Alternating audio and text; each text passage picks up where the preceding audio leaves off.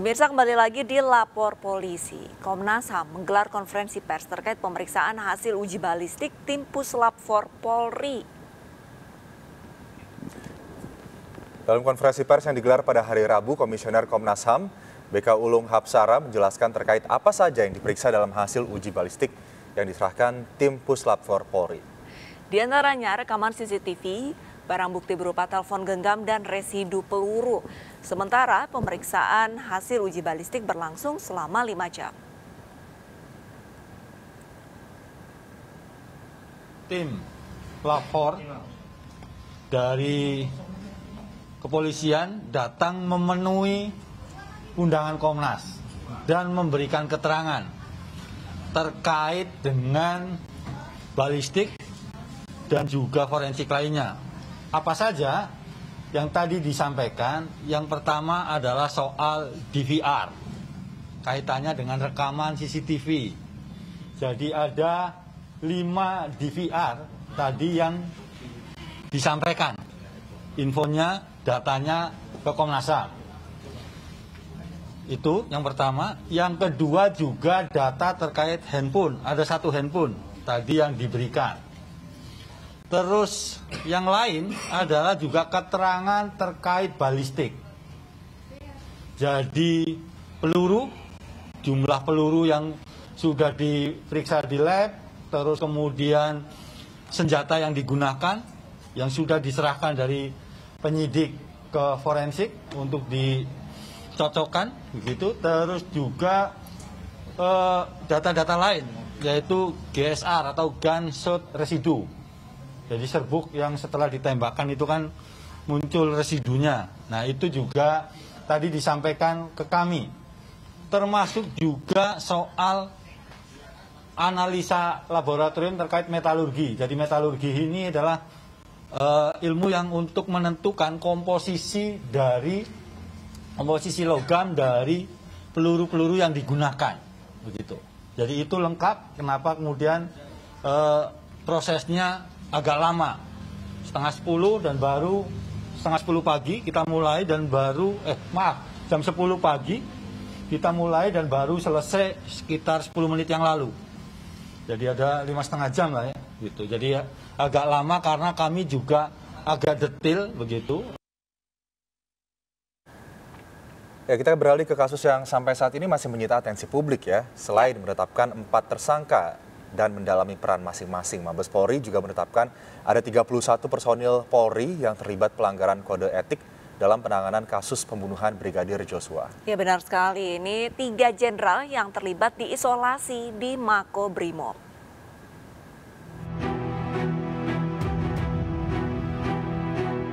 Selain mengusut kasus tindak pidana, Barreskrim Polri juga mengusut pelanggaran kode etik puluhan personil Polri terkait kasus pembunuhan Brigadir Joshua di rumah dinas Verdi Sambo Juli lalu. Inspektorat Pengawasan Umum telah memeriksa 56 personil Polri dan menetapkan 31 orang diduga melanggar kode etik profesi Polri. Dari 31 orang yang melanggar kode etik, 11 diantaranya ditempatkan di tempat khusus, 3 jenderal diantaranya dikirim ke Makobrimob. 11 orang tersebut terdiri dari seorang jenderal bintang 2, 2 jenderal bintang 1, 2 komisaris besar, 3 ajun komisaris besar polisi, 2 komisaris polisi, dan seorang ajun komisaris polisi. Selama 1 minggu kami bergerak mendalami, kemudian kami mendapatkan informasi intelijen dari Baintelkam Polri bahwa dijumpai ada beberapa personil yang diketahui mengambil CCTV dan yang lain-lainnya. Oleh karena itu, Itpasum membuat serbintah gabungan dengan melibatkan Dipropam Polri dan Barreskrim Polri telah melaksanakan pemeriksaan khusus kepada 56 personil Polri.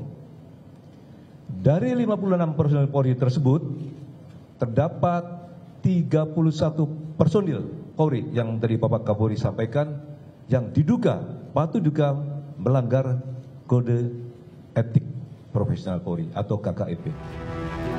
Tidak hanya personil Polri, seorang sipil juga disebut-sebut terseret kasus Verdi Sambo, yaitu mantan staf ahli Kapolri bidang komunikasi publik, Fahmi Alamsyah. Fahmi diduga terlibat menyusun skenario baku tembak dan membuat rilis media dalam kasus tewasnya Brigadir Joshua. Namun Fahmi membantah hal tersebut. Ia tidak menyusun skenario dan saat kejadian ia tidak ada di tempat. Fahmi pun mengundurkan diri agar tidak menjadi beban Kapolri.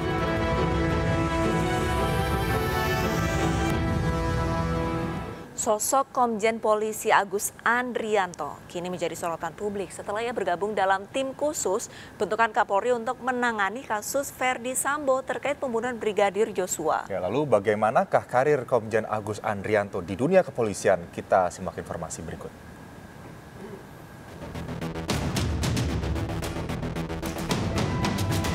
Sosok Kabar Reskrim Polri, Komjen Pol Agus Andrianto menyita perhatian publik dan menjadi sosok penting dalam kasus Brigadir Joshua dan Ferdi Sambo.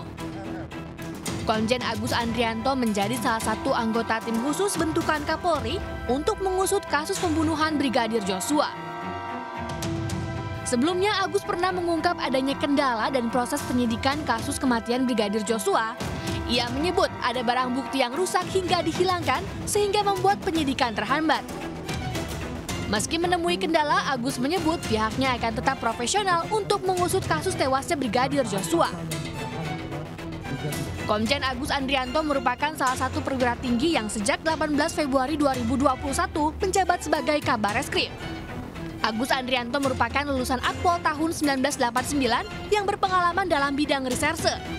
Agus pernah bertugas sebagai Kapus Kodalpos Polres Lampung Selatan, Kasat Reserse Polrestabes Medan, hingga Kapolres Metro Tangerang. Ia juga sempat menjadi Wakapolda Sumatera Utara. Tim Liputan iNews melaporkan. Ya, pemirsa, sampai saat ini Polri masih mendalami motif pembunuhan Brigadir Joshua Huta Barat. Menko Polhukam Mahfud MD ini menegaskan motif pembunuhan Brigadir Joshua sensitif dan hanya untuk kalangan orang dewasa. Memutuskan untuk menetapkan Saudara FS sebagai tersangka. Kapolri Jenderal Listio Sigit Prabowo telah menetapkan 4 tersangka dalam kasus kematian Brigadir Joshua. Keempat tersangka ini yakni mantan Kadif Propam Polri Irjen Ferdi Sambo yang berperan sebagai otak pembunuhan. Baradae menembak Brigadir J atas perintah Irjen Sambo, sementara Bribka RR dan KM berperan membantu menyaksikan pembunuhan Brigadir Joshua.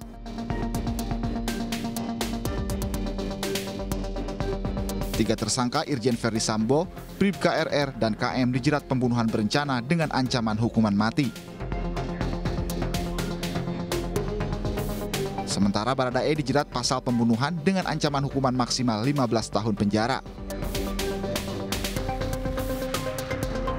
Sementara terkait motif pembunuhan, Kapolri Jenderal Listio Sigit Prabowo mengatakan hal tersebut masih didalami. Motif atau pemicu terjadinya peristiwa penembakan tersebut saat ini tentunya sedang dilakukan pemeriksaan dan pendalaman terhadap saksi-saksi, termasuk terhadap Ibu BC. Namun Menko Polhukam Mahfud MD menyatakan motif pembunuhan yang dilakukan Ferdi Sambo sensitif dan hanya boleh didengar oleh orang dewasa. Kepidana juga, oleh sebab itu kita tunggu.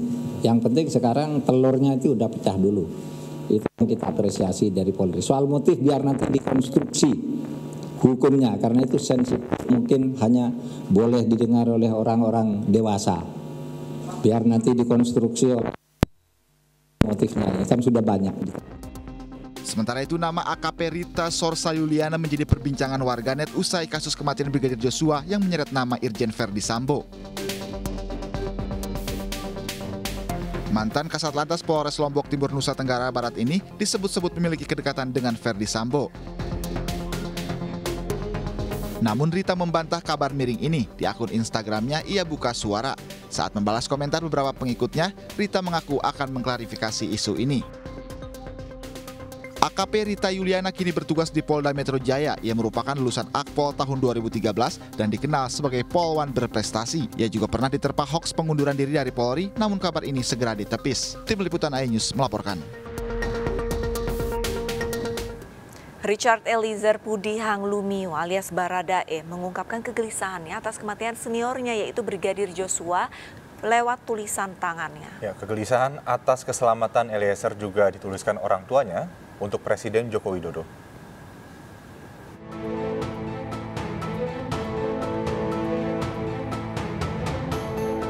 Tersangka kasus tewasnya Brigadir Nofriansah Joshua Huta Barat, Bayangkara II Richard Eliezer menuliskan surat dengan isi yang menyentuh untuk keluarga Joshua.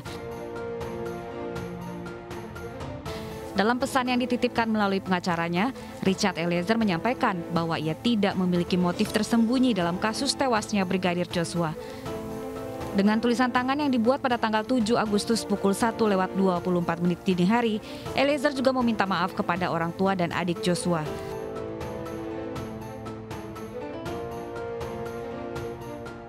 Orang tua Joshua, Samuel Huta Barat, telah memaafkan Barada Eliezer dalam kasus pembunuhan anaknya di rumah dinas Irjen Verdi Sambo.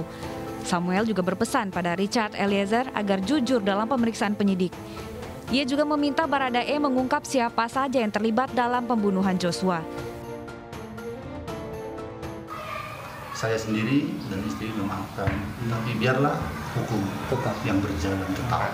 Ada pesan khusus nggak ke Barada E yang saat ini sudah menjadi tersangka dan akan menjalani proses hukumnya? Kiranya Barada E jujur berkata, biar jangan jadi beban di hati dan pikiran dia. Jujur dia, sejujur-jujurnya mengungkap siapa-siapa pelakunya. Sementara keluarga Barada Eliezer berharap kasus yang dialami Icat, sapan kecil Richard Eliezer, cepat selesai. Keluarga meyakini Eliezer merupakan anak yang jujur sehingga mendapat perlindungan dari Tuhan. Untuk memastikan anaknya juga mendapat perlindungan, orang tua Eliezer menulis surat dengan tulisan tangan secara terbuka kepada Presiden Joko Widodo, Kapolri Jenderal Listio Sigit Prabowo, dan Menko Polhukam Mahfud MD. Dalam surat tertanggal 9 Agustus kemarin dan ditandatangani oleh Junus Lumiu dan Rineke Pudihang, mengungkapkan rasa khawatir dan ketakutan mereka. Karena itu, memohon agar Richard Eliezer Pudihang Lumiu diberikan perlindungan, termasuk untuk orang tua, keluarga, dan tunangannya. Keluarga mempercayai setiap warga negara berhak mendapatkan perlindungan dan tetap menghormati proses hukum yang sedang berjalan. Baik, kita ke informasi lainnya. Kali ini dari Nusa Tenggara Barat, Kepolisian Resort Kota Mataram mengungkap dugaan kasus pembunuhan guru TK di Gunung Sari, Lombok Barat. Belasan saksi telah diperiksa sembari menunggu hasil otopsi dari dokter Rumah Sakit Bayangkara Polda NTB.